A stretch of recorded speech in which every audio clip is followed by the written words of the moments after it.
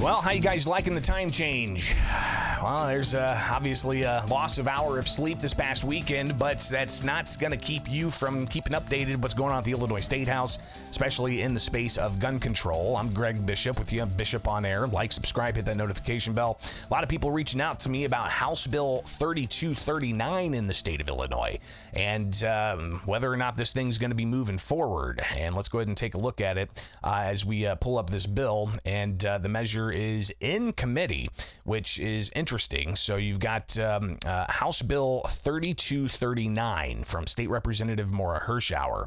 And what this bill would do is that it would amend the FOID Card Act and provide that if an applicant is applying for or renewing a firearm owner's identification card, he or she must submit evidence to the Illinois State Police that he or she has completed at least 8 hours of handgun safety training approved by the director of the Illinois State Police. Provides that notwithstanding any other law to the contrary, each law enforcement agency shall issue a firearm permit to an applicant who seeks to purchase a firearm to verify the identity of the purchaser and shall complete a full criminal background check of the applicant that includes obtaining fingerprints and the prospective firearm purchaser. So this would not just impact individuals looking to renew their FOID card to be compliant with the law, to have training that's approved by the Illinois State Police, mind you. It's not just have training, but it's training approved by Illinois State Police. But it also essentially requires the private sale issues to include background check and fingerprinting and so on. So it goes on to say, provides that each local law enforcement agency shall keep records of those permits and make them available to Illinois State Police through Law Enforcement Agency Database System, LEADS. Provides that the duration of the permit shall be 10 days after its issuance. Provides the local law enforcement agency must deny a permit to purchase a firearm to an apparent applicant, and the agency is determining and discretion believes that there's inherent public safety issues. So, again, this measure, will this advance? It's in a committee right now. It's in the Judiciary Criminal Committee. They've had several scheduled in the past few weeks that they've canceled, and that committee has a whole bunch of legislation in it dealing with the courts and criminal law.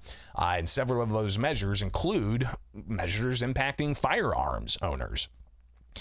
But they have a hearing scheduled today. They're not looking at these, from my understanding. They're holding a subject matter hearing on different measures dealing with murder cases that may be unsolved and giving families the ability to get more information about those unsolved murder cases. And also another measure in the Criminal Judiciary Committee today, they'll hear about deals with requiring police to publish unsolved murder statistics. While the House Judiciary Committee is meeting today in Chicago at, I believe, 10 o'clock or 11 o'clock, it's a subject matter hearing on two things dealing with unsolved murder cases. Will that Judiciary Criminal Committee get to some of these other measures? Very possible. Listen, I've been covering the Illinois Statehouse for like 10 years. And it's tough to really predict when things are moving forward unless you have the ear of the legislator who has the bill that morning, and you ask them if they're going to actually move forward with this thing. It's hard to say, but that's just one measure, all right? So this measure, again, from State Representative Maura Hirschauer, would essentially say that you have to have training and you have to get a variety of other measures in place with the Illinois State Police before you can buy a firearm. Again, House Bill 3239.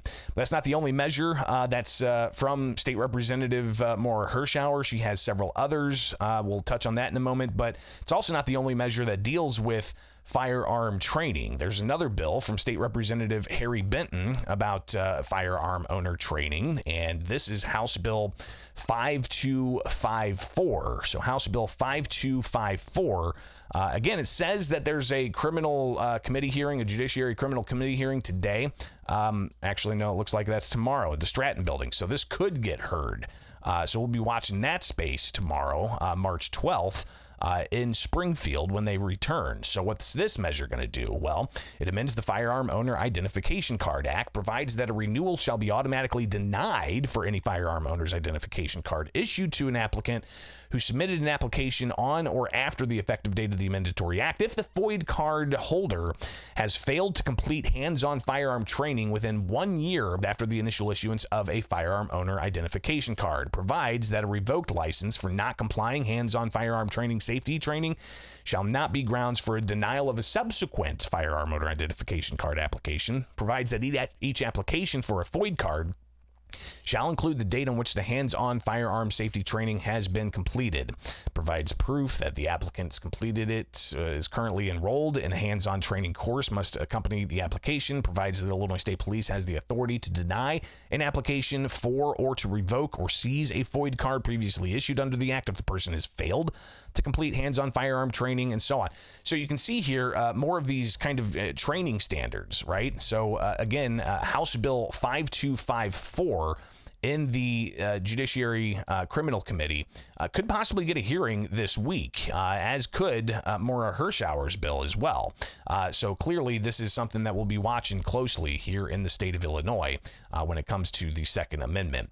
But you've got other measures, obviously, that a lot of people are looking at as well. Here's another bill from State Representative Maura Hirschauer that deals with domestic violence issues and being able to have a petitioner say that they feel they're in harm's way, and it provides that if the petitioner seeks a court order prohibiting the respondent from possessing firearms, ammunition, parts, and so on, the court shall immediately issue a search warrant directing seizure of firearms at the time an ex parte or final order of protection is issued if the court finds, based upon sworn testimony, the probable cause exists, and so on. So again, this is, when we talk about red flag laws are people, might have a, domestic situation, whether or not certain allegations are founded. When it comes to, restraining orders or orders of protection, you don't necessarily have that level of immediate need of corroborating evidence and things like that. A judge can hear some things and say, okay, well, this is enough grounds to issue an initial temporary restraining order of sorts. That apparently could trigger police issuing a warrant to come and confiscate firearms. So interesting to see that measure, which let's see where that's at in the Judiciary Criminal Committee. That could also be brought up this week, tomorrow, in Springfield. So again, just more legislation that we could see come up this week at the Illinois State Capitol. There's also measures about unserialized firearms. There's also a measure here from Laura Favor Diaz. This is an interesting one. House Bill 4744. And this one would essentially say that, if a person wants to, they can voluntarily waive his or her firearm rights by filling a voluntary waiver out and giving it to Illinois State Police. And that person would then have to surrender their current FOID card or concealed carry license if it's been issued. Provides that a clerk of the court must request a physical scanned copy of photo identification to verify the person's identity prior to accepting the form. Provides the person filling out the form may provide the name of a family member, mental health professional, substance use disorder professional, or other person to be contacted if the filer attempts to purchase a firearm while the voluntary waiver of firearm rights is in effect. So interesting to see that one as well. And that's been put into the Judiciary Criminal Committee for a hearing tomorrow at 4 p.m. Now, we'll see if this committee hearing remains scheduled. But obviously, another piece of legislation that people are going to be watching closely. You also have measures dealing with more penalties for people who have firearms that are stolen if they don't report them properly. You've got the measures requiring safe storage of firearms in certain instances. You've got State Representative Bob Morgan's bill that would ban concealed carry from polling places, and another one increasing fees for firearm owner identification card and other similar types of pre-permitting processes. But that's just what's happening in Illinois. You've got things happening across the country as well, including in Colorado. They have a proposition that would level an 11% tax on guns, and there's already a tax on sales taxes and whatnot. We did a story last week about how much Illinois is losing, estimated $5 to $9 million in sales taxes from banned weapons not being sold anymore in the state of Illinois, banned firearms not being sold in the state of Illinois anymore. And while that might seem like a small number, I mean, $9 million, State Representative C.D. Davidsmeyer says, isn't anything to sneeze at. But tacking on an additional 11% on guns, it's interesting. We have a similar case out of Cook County, a tax on guns and ammo. That's the appellate court has essentially said that case is still active, needs to go back to the district court because their decision wasn't correct. So you've got that playing out as well. Here's a few other interesting things when it comes to the Second Amendment. You've got the Giffords group that is pushing for more gun control. We talk a lot about the FOID card in Illinois. Well, Delaware apparently is on the cusp of requiring a permit to purchase a firearm. Here is their highlight of this, saying that it would be the 15th permit to purchase law in the country, requiring training and background checks. So Giffords promoting that as what they see as possibly alleviating violent crime. But a lot of other things going on in that space of the Second Amendment, including Firearms Policy Coalition, highlighting a few different types of what they see as maybe conflicting law enforcement statements, or at least statements from the Biden administration. Here's Firearms Policy Coalition posting this on X. It says 4 hours before Biden posted this, his DOJ argued in court that marijuana users have no Second Amendment rights because they are more likely than ordinary citizens to misuse firearms, and that they're similar to dangerous lunatics. So President Biden posted, no one should be jailed for using or possessing marijuana. But then the Biden administration's in court saying that users of cannabis shouldn't have a Second Amendment right because they are more likely than ordinary citizens to misuse firearms and similar to dangerous lunatics. So that's an interesting debate that the courts are having. But Firearms Policy Coalition also highlighting what seems to be some interesting kind of contradictions in other cases.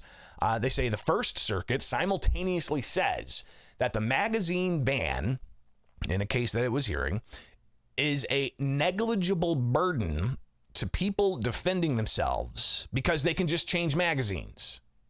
But at the same time, also that it's enough of a burden to mass shooters that lives will be saved while they reload. So again, highlighting some of these kind of weird contradictions of sorts.